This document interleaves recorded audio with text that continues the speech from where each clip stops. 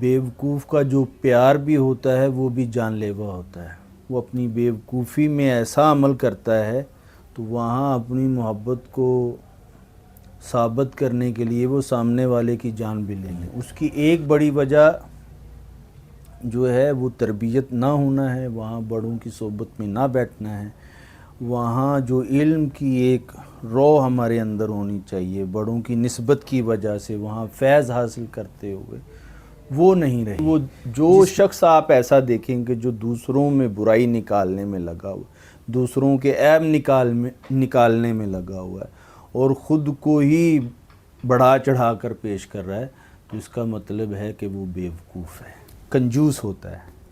یعنی کہ جہاں پیسہ لگانا چاہیے وہاں پیسہ نہیں لگاتا، جہاں اثار کرنا چاہیے وہاں اثار نہیں کرتا، جہاں قربانی دینی چاہیے وہاں قربانی نہیں دیتا، جہاں صبر کرنا چاہیے وہاں صبر نہیں کرتا، جہاں شکر کرنا چاہیے ادا کرنا چاہیے وہاں شکر ادا نہیں کرتا۔ تو ایسے جو کام کرنے کے ہیں وہ نہیں کرتا اور جو نہیں کرنے کے ہیں وہ کرتا رہتا ہے۔ اعوذ باللہ من الشیطان الرجیم، بسم اللہ الرحمن الرحیم، رب اشرح لی صدری ویسر لی امری واحلل عقدۃ من لسانی یفقہوا قولی، اللہم صلی وسلم وبارک علی سیدنا وحبیبنا محمد وعلی آلہ وصحبہ اجمعین، صدق اللہ العلی العظیم۔ آج جس مضمون کو ہم پڑھنے جا رہے ہیں وہ در بیان آثار ابلہاں پر ہے، یعنی کہ ایک بیوقوف جو ہوتا ہے وہ کیسے بیوقوف بنتا ہے، یا وہ کون سی چیزیں ہیں جو اس کے اندر پیدا ہوتی ہیں جس کی وجہ سے وہ بیوقوفی پر اتر آتا ہے۔ تو حضرت شیخ فرید الدین عطار رضی اللہ تعالیٰ عنہ نے رضی اللہ تعالیٰ عنہ کہ اس بیان میں ہم آج اس چیز کو پڑھنے کی اور سمجھنے کی کوشش کریں گے کہ بیوقوف بننا اور اس بیوقوفی سے بچنا وہ کیسے ممکن ہے، انسان بیوقوف کیسے بنتا ہے، کن چیزوں کی وجہ سے وہ اس بیوقوفی کی طرف چلا جاتا ہے، اور پھر وہ کون سی چیزیں ہیں جن کو اختیار کر لینے کے بعد ہم اس بیوقوفی سے بچ سکتے ہیں۔ بیوقوف آدمی دراصل اپنا بھی دشمن ہوتا ہے، اپنے ساتھ والے لوگوں کا بھی دشمن ہوتا ہے۔ بیوقوفی ایک اخلاقی کہہ لیں کہ مسئلہ ہے کہ جس میں یہ پیدا ہو جائے اسے خود بھی پتہ نہیں ہوتا کہ میں بیوقوف ہوں، اور بیوقوف کا جو پیار بھی ہوتا ہے وہ بھی جان لیوا ہوتا ہے۔ وہ اپنی بیوقوفی میں ایسا عمل کرتا ہے تو وہاں اپنی محبت کو ثابت کرنے کے لیے وہ سامنے والے کی جان بھی لے لیتا ہے۔ تو جب آپ کی ارد گرد ماحول میں اس طرح کے بیوقوف لوگ پائے جا رہے ہیں اور ان کی آج کل جس طریقے سے بہت زیادہ کثرت ہے، تو ہمیں ان چیزوں سے بھی بچنا ہے اور خود کو بھی بچانا ہے کہ ہم بھی کہیں ان چیزوں میں مبتلا نہ ہو جائیں، ہم بھی کہیں بیوقوفی کا اظہار نہ کرتے رہیں۔ تو آج کا جو بڑا مسئلہ ہے، اس بڑے مسئلوں میں سے ایک جو بڑا مسئلہ ہے وہ ایک یہ بھی ہے کہ ہم اخلاقی طور پر اتنا گر چکے ہیں کہ وہاں ہم بیوقوفی کا اظہار زیادہ کرتے رہتے ہیں، اور وہاں جو اخلاقی قدر ہونی چاہیے، جس پر رہتے ہوئے ہمیں صحیح چیزیں کرنی چاہیے، وہ چیزیں کم ہوتی چلی جا رہی ہیں۔ اس کی ایک بڑی وجہ جو ہے وہ تربیت نہ ہونا ہے، وہاں بڑوں کی صحبت میں نہ بیٹھنا ہے، وہاں جو علم کی ایک روح ہمارے اندر ہونی چاہیے بڑوں کی نسبت کی وجہ سے، وہاں فیض حاصل کرتے ہوئے وہ نہیں رہی، جس کی وجہ سے ہم لوگ جو ہیں بیوقوف بنتے جا رہے ہیں، اور پھر ہمیں سمجھ بھی نہیں آ رہا کہ ہم سے یہ اس طرح کے عمل کیسے سرزد ہو جاتے ہیں۔ تو پھر وہ ایک نفسیاتی مسئلہ بھی پیدا ہو جاتا ہے۔ تو آج کے اس سبق میں، آج کے اس درس میں ہم ان چیزوں کو سمجھنے کی کوشش کریں گے کہ کس طریقے سے بیوقوفی سے بچا جائے. اور شیخ حضرت فرید الدین عطار رضی اللہ تعالیٰ عنہ ہمیں یہاں کس طریقے سے رہنمائی فرما رہے ہیں کہ تم بیوقوف بننے سے بچ جاؤ. اور خاص طور پر جب تم ایک روحانی سالک ہو اور وہاں ایک روحانی سفر کر رہے ہو، تو وہ تو ایک ایسا انسان ہوتا ہے جو کہ رہنمائی کا کام کر رہا ہے اور وہاں سے رہنمائی بھی لے رہا ہے.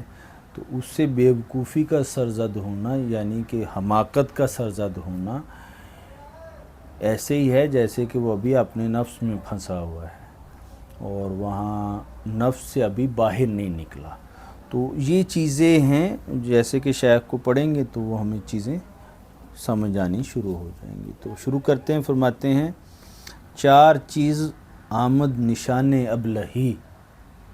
فرماتے ہیں 4 چیزیں ایسی ہیں کہ جو کہ بیوقوفی کی، حماقت کی علامت ہیں. اور آگے فرماتے ہیں بات گویم تا بیابی آگہی. میں تمہیں بتاتا ہوں کہ وہ 4 چیزیں کیا ہیں جن کے پیدا ہو جانے سے بیوقوفی جو ہے وہ آپ کے اندر جنم لیتی ہے. انسان بیوقوف بنتا ہے اور وہ غلط حماقتیں جو ہیں وہ کرتا رہتا ہے. تو فرماتے ہیں میں تمہیں بتاتا ہوں، میں تمہیں یہاں آگاہی دیتا ہوں. یعنی کہ آگاہی سے مراد یہ ہے کہ میں ان چیزوں کو سمجھتا ہوں، ان کی سوجھ بوجھ رکھتا ہوں، اور مجھے خود بھی پتہ ہے کہ ایک بیوقوف انسان جو ہے وہ کیسا ہوتا ہے. تو اب پہلی چیز بتاتے ہیں کہ وہ پہلی چیز کیا ہے. فرماتے ہیں عیب خود را بد نہ بیند در جہاں. بیوقوف انسان جو ہے اس جہان میں اپنی غلطی کو نہیں دیکھتا، اپنے عیب کو نہیں دیکھتا. وہ جو ہے وہ اپنے عیبوں کی طرف اس کا دھیان ہی نہیں جاتا. وہ کہتا ہے میں تو ٹھیک ہوں، میں جو عمل بھی کر رہا ہوں وہ صحیح کر رہا ہوں، اور میرے ارد گرد کا جتنا بھی ماحول ہے وہ سب غلط ہے. جو ایک اس طرح کا بیوقوف انسان ہوتا ہے وہ خود کو سب سے زیادہ سمجھدار سمجھتا ہے، اور وہ اس بات کا اظہار اپنے منہ سے بھی کرتا رہتا ہے کہ مجھ سے بڑھ کر کوئی سمجھدار نہیں ہے. تو اس سے بڑی بیوقوفی کوئی نہیں ہے کہ کوئی اپنی تعریف میں ہی یہ کہہ رہا ہے کہ مجھ سے زیادہ سمجھدار کوئی نہیں، مجھ سے زیادہ کوئی تعلیم یافتہ نہیں ہے. تو یہ اپنے لیے کہنے کی باتیں نہیں ہوتی. تو فرماتے ہیں عیب خود را بد نہ بیند در جہاں. وہ ایسا برا ہوتا ہے کہ جسے اپنی ہی برائی نظر نہیں آ رہی اس دنیا میں، اور اب اس کے ساتھ کر کیا رہا ہے آگے، باشد اندر جست نے عیب کسا.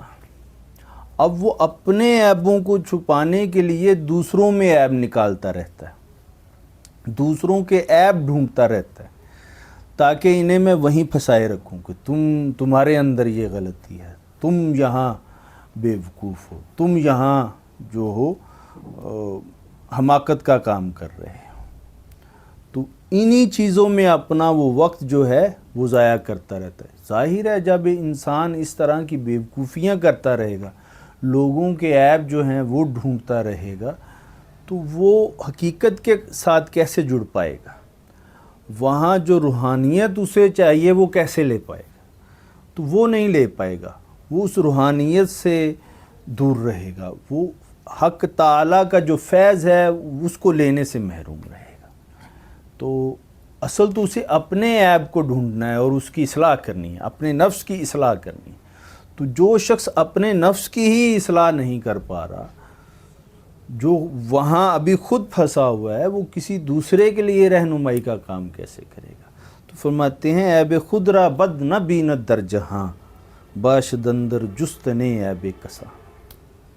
بس پھر وہ جو شخص آپ ایسا دیکھیں کہ جو دوسروں میں برائی نکالنے میں لگا ہوا، دوسروں کے عیب نکالنے میں لگا ہوا ہے اور خود کو ہی بڑھا چڑھا کر پیش کر رہا ہے، تو اس کا مطلب ہے کہ وہ بیوقوف ہے. اور پھر دوسری چیز بتاتے ہیں. فرماتے ہیں تخم بخ اندر دل خود کاشتن. بیوقوف انسان جو ہے وہ اپنے اندر بخل کا جو بیج ہے وہ بو لیتا ہے. ایک وہ بیوقوف ہوتا ہے، دوسرا وہ بخیل بھی ہوتا ہے، کنجوس ہوتا ہے. یعنی کہ جہاں پیسہ لگانا چاہیے وہاں پیسہ نہیں لگاتا، جہاں اثار کرنا چاہیے وہاں اثار نہیں کرتا، جہاں قربانی دینی چاہیے وہاں قربانی نہیں دیتا، جہاں صبر کرنا چاہیے وہاں صبر نہیں کرتا، جہاں شکر کرنا چاہیے ادا کرنا چاہیے وہاں شکر ادا نہیں کرتا. تو ایسے جو کام کرنے کے ہیں وہ نہیں کرتا، اور جو نہیں کرنے کے ہیں وہ کرتا رہتا ہے. تو یہ جو بخیل ہوتا ہے اس کا مطلب یہ نہیں ہے کہ وہ صرف روپے پیسے کو لے کر ہی بخیل ہوتا ہے، وہ اپنے تمام معاملات میں بخیل ہوتا ہے. تو کہتے ہیں کہ وہ اپنے دل کے اندر، یعنی کہ اپنی حقیقت کے اندر وہ تخم بوتا ہے. بخیل ظاہری بخیل نہیں ہے، یعنی کہ دل میں بونے سے مراد یہ ہے کہ وہ حقیقی سطح پر بخیل ہے. وہ یعنی کہ ہر وہ سطح جو حقیقت کے ساتھ جڑی ہوئی ہے وہاں سے کٹ چکا ہے، اور اب کیونکہ اپنے اندر جو بخیل ہونے کا ایک بیج ہے وہ بو چکا ہے، لہٰذا اب حقیقت سے وہ علیحدہ ہو چکا ہے. تو کہتے ہیں کہ اب وہ اپنے دل میں تو یہ بیج بو چکا ہے، اور کر کیا رہا ہے، سوچ کیا رہا ہے، گہے امید سخاوت داشتن، اور دوسروں سے وہ سخاوت کی امید رکھتا ہے کہ مجھ پر نظر کرم رہے، میرے لیے ہی سب جھکتے رہیں، میرے لیے ہی سب کام کرتے رہیں.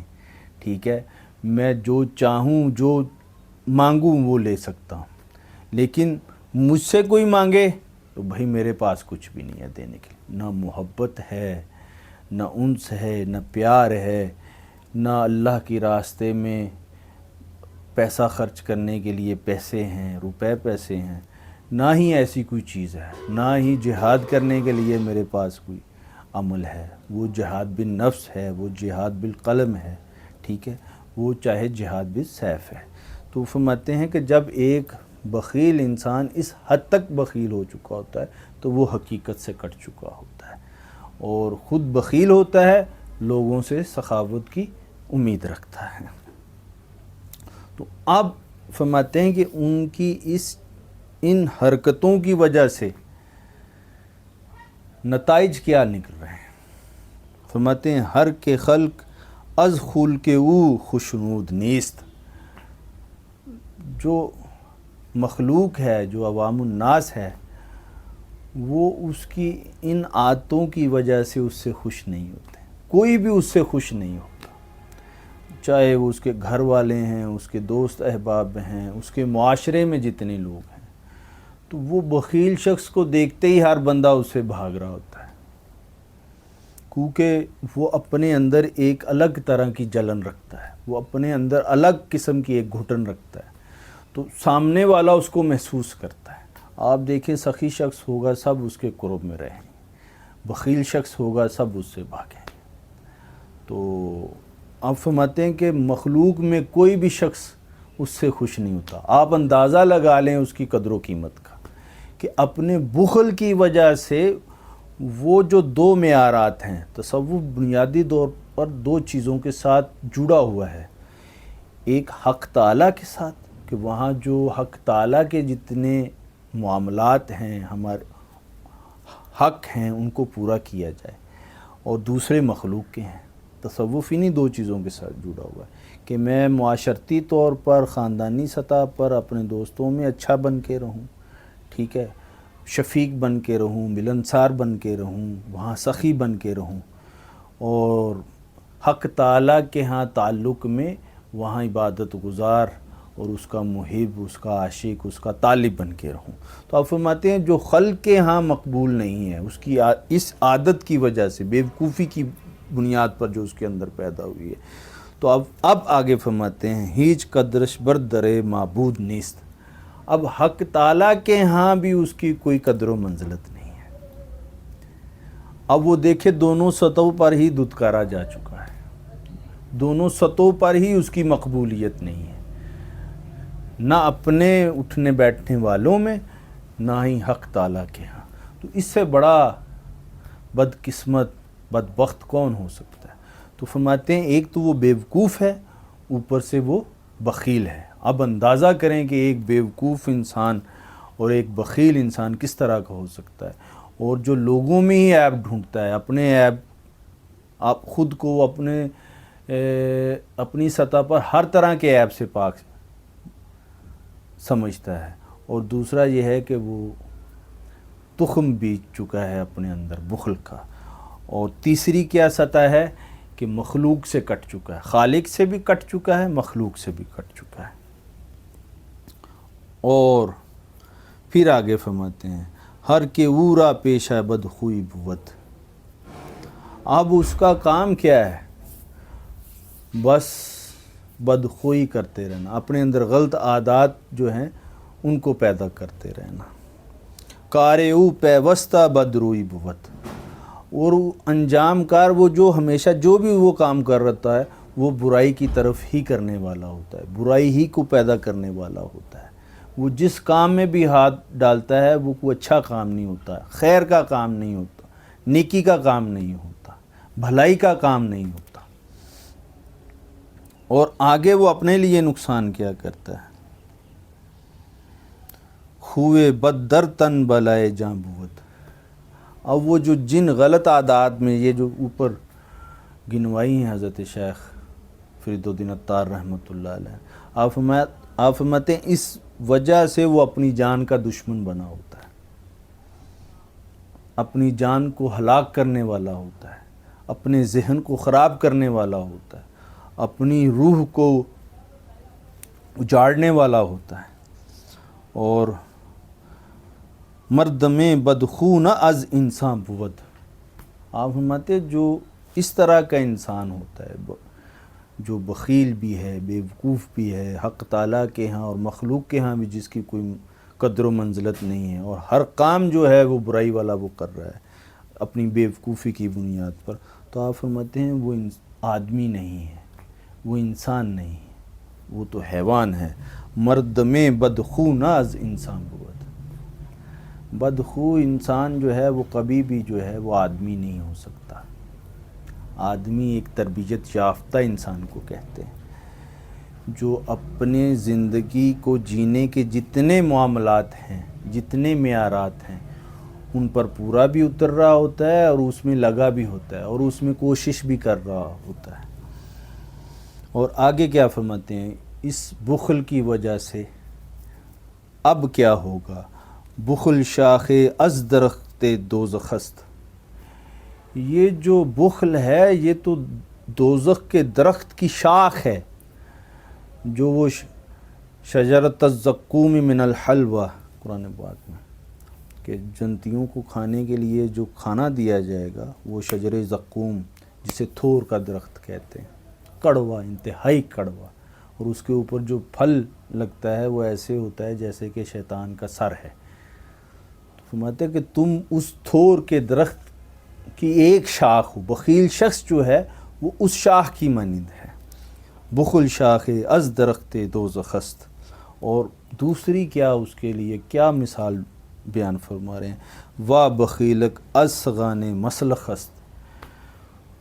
وہ ذبح خانے کے باہر جو کتے پھر رہے ہوتے ہیں وہ ان کتوں کی طرح ہوتا ہے کہ چند چیتھڑے، چند ٹکڑے جو ہیں چربی کے وہ ہمیں کھانے کو مل جائیں۔ جو ذبح خانے کے باہر جہاں جانور ذبح کیے جاتے ہیں وہاں جو کتے پھر رہے ہوتے ہیں، تو فرماتے ہیں وہ حرص اور اپنے لالچ کی بنیاد پر یہ شخص بھی ایسے پھر رہا ہوتا ہے دنیا کے اندر، اپنے ہی معاملات کو پورا کرنے کے لیے، اپنی ہی چیزوں کو تکمیل کی طرف لے جانے کے لیے۔ تو فرماتے ہیں بخیل شخص ایسا ہے۔ اور کیا فرماتے ہیں کہ بخیل کیا ہوگا؟ اب وہ حماقت کی وجہ سے، بیوقوفی کی وجہ سے، روح جنت را کجا بینت بخیل، بخیل جو ہے وہ کبھی بھی جنت کا راستہ نہیں پا سکتا، وہ کبھی بھی جنت کو نہیں جا سکتا، جنت کا چہرہ نہیں دیکھ سکتا، وہاں حق کا دیدار نہیں حاصل کر سکتا۔ اور اب وہ کیا ہے؟ پشائے افتاد زیر پائے پیل، یہ وہ ایسا مچھر ہے جو کہ ہاتھی کے پاؤں کے نیچے ہے، اس کی کوئی وقت نہیں ہے، اس کی کوئی عزت نہیں ہے، اس کا کوئی وقار نہیں ہے۔ تو فرماتے ہیں تم اس مچھر جیسی حقیقت رکھتے ہو۔ جو بخیل شخص ہے اس کی حقیقت ایک مچھر کی جتنی ہے، مچھر کی کوئی وقت نہیں ہے، اس کی کوئی قدر و منزلت نہیں ہے۔ تو فرماتے ہیں وہ ایسے ہے جیسے ہاتھی کے پاؤں کے نیچے ایک مچھر ہے۔ اور فرماتے ہیں آخر میں فرماتے ہیں باش از بخل بخیلاں برکراں، باش از بخل بخیلاں برکراں، کہ ان بخیل لوگوں سے کنارہ کشی اختیار کر لے، ان سے الگ ہو جا۔ یہاں اگر حق تعالیٰ کی معیت چاہتا ہے، وہاں اتصال چاہتا ہے، وہاں ایک وصال چاہتا ہے، وہاں حضوری چاہتا ہے، تو کیا کر کہ اپنے اندر سے بخل کو نکال دے، بے وقوفی کو نکال دے، حماقت کو نکال دے، اور وہاں کنارہ اختیار کر۔ کیوں؟ تا نباشی از شمار ابلہاں، تاکہ تمہارا شمار جو ہے وہ بے وقوفوں میں نہ ہو، حماقت کرنے والوں میں نہ ہو، جاہلوں میں نہ ہو، بدبختوں میں نہ ہو، حق سے دوری اختیار کرنے والوں میں نہ ہو۔ تو فرماتے ہیں جو معرفت کو حاصل کرنے والا ہوتا ہے، راہ حق کا مسافر ہوتا ہے، وہ بے وقوف نہیں ہوتا، وہ بخیل نہیں ہوتا، اور وہ مخلوق سے اچاٹ نہیں ہوتا، وہ حق کے ساتھ جڑا ہوا ہوتا ہے، مخلوق کا خادم ہوتا ہے، وہاں سخی ہوتا ہے، اور وہاں لوگوں کی رہنمائی کرنے والا ہوتا ہے۔